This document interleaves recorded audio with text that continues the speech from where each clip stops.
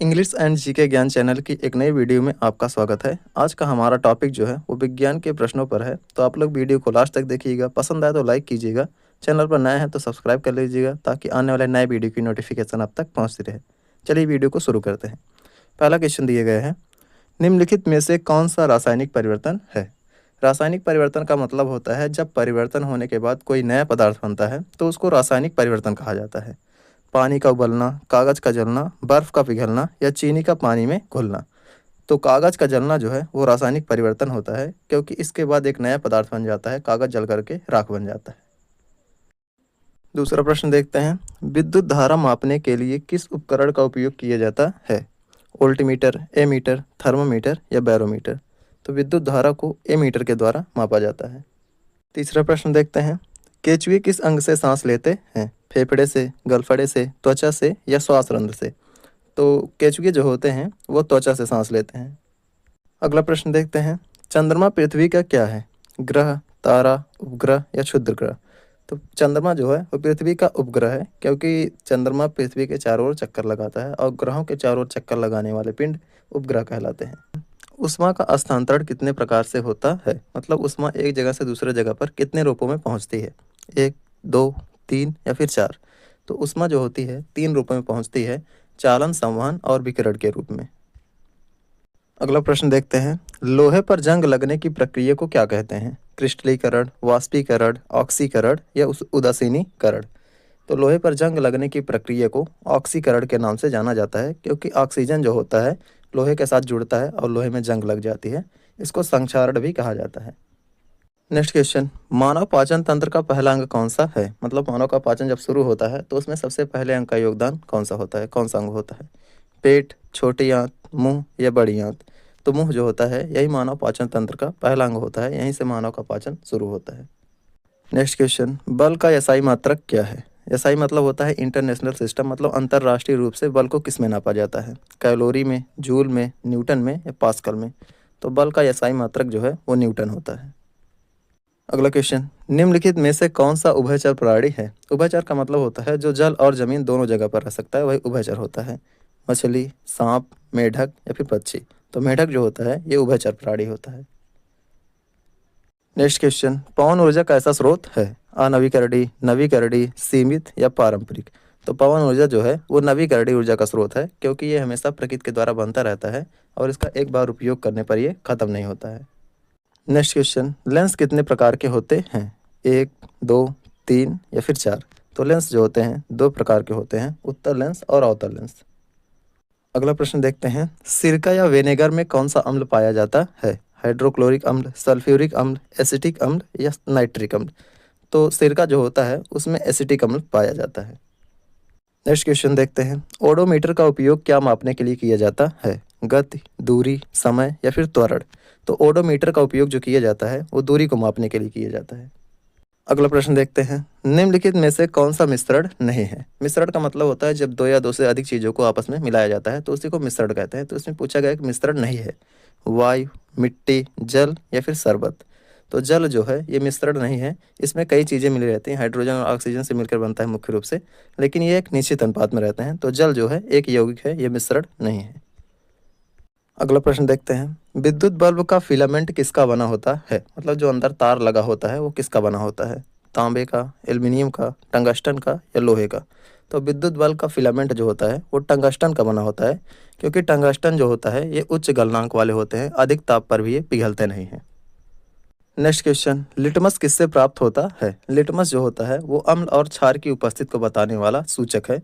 शैवाल से, कवक से, लाइकेन से या जीवाणु से।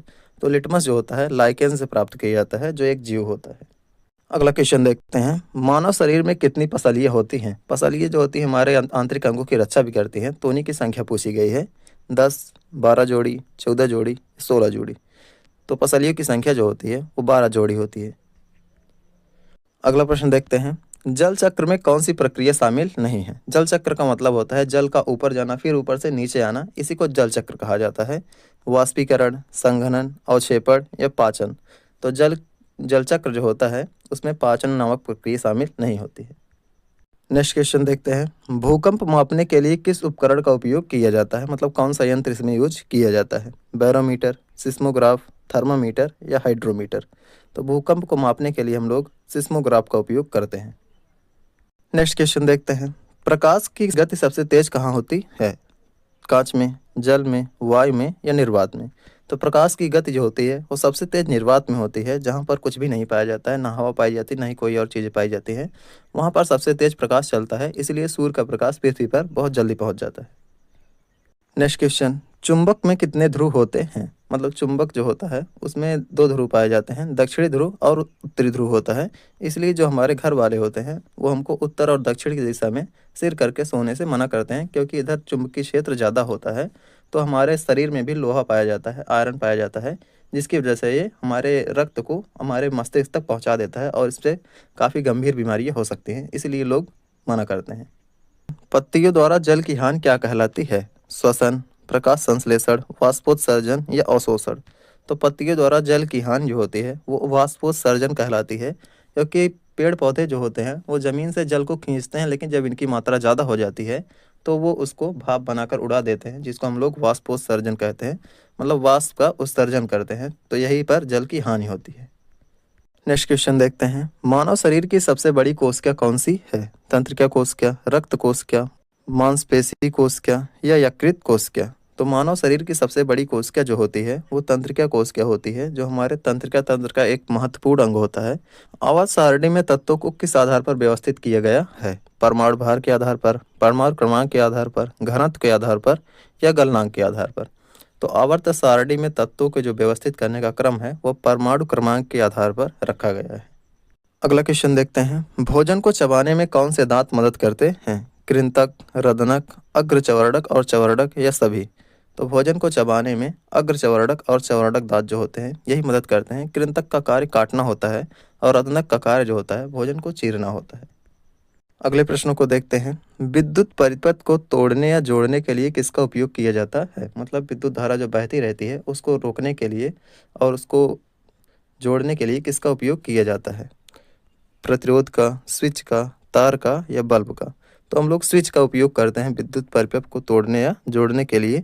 इसी के माध्यम से ही हम लोग विद्युत धारा को रोक सकते हैं या फिर प्रवाहित कर सकते हैं।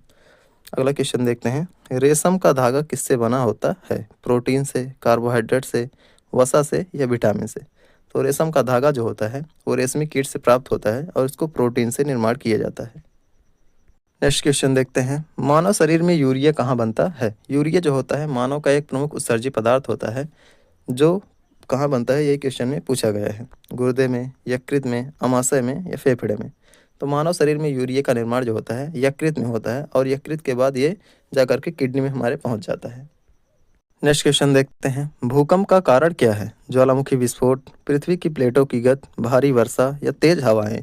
तो भूकंप का कारण जो होता है वो पृथ्वी की प्लेटों की गति होती है, क्योंकि पृथ्वी जो है वो ऊपर से कुछ प्लेटों पर व्यवस्थित है और अंदर से पूरा मैग्मा भरा हुआ है, जिस पर प्लेट तैर रहे हैं। तो प्लेट तैरते हुए जब कभी कभार जो होते हैं तेज, इनकी गति तेज हो जाती है, तो वही उन पर कंपन होती है, जिसके कारण से भूकंप आता है। अगला क्वेश्चन देखते हैं, लेंस की क्षमता का मात्रक क्या है? वाट, डायोप्टर, जूल या फिर न्यूटन? तो लेंस की क्षमता को डायोप्टर में मापा जाता है। उम्मीद है कि आप लोगों को वीडियो पसंद आई होगी। अगर पसंद आई है तो लाइक कीजिएगा, चैनल पर नए हैं तो सब्सक्राइब कर लीजिएगा, ताकि आने वाले नए वीडियो की नोटिफिकेशन आप तक पहुंचती रहे। फिर से मिलेंगे एक नई वीडियो के साथ, तब तक के लिए धन्यवाद।